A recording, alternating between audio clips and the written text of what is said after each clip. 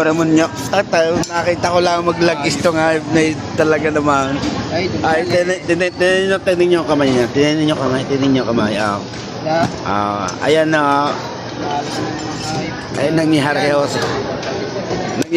sa gilingan. Kaya tandaan ninyo, pag kayo'y magigiling, kung ayaw nyo magkaganyan ng daliri nyo, ay umayos kayo. Bukas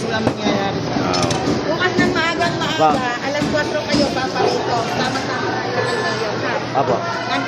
Gawa ng price para naman. pakin natin ang executive order. Oo, gawa na ng mga nasa sa labas. Lalabas ng permit sa labas. Oo. Wala nang papasok. Wala na, mamamatay ang palengke pag yan ang ginawa nila.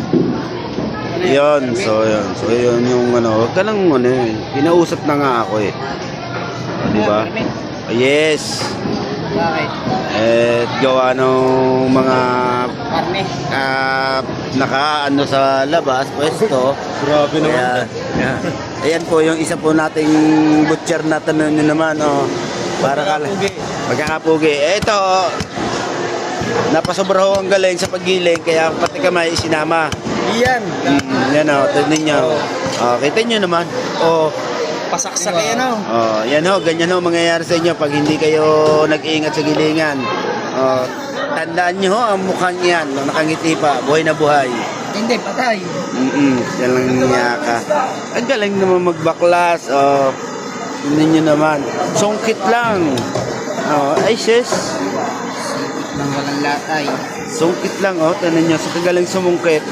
Yan ang galing, yan ang pinakamagaling na ginagawa niya ng manungkit. Tida pa, para nakayapos hula ang, para niyayapos lang para ba makikipag kiss the bride.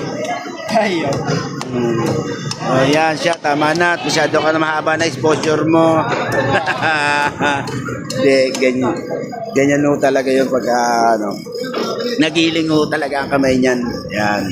Nagiling ang mga kamay niyan, idol, sa gilingan. Yan, sa ganyan. Ha? Si Ate Ami? Gusto mo pa rin mapasama sa vlog? Mamaya, pagbalik, ha? Bumalik ka. Yan, sa gilingan ho yan, nadali.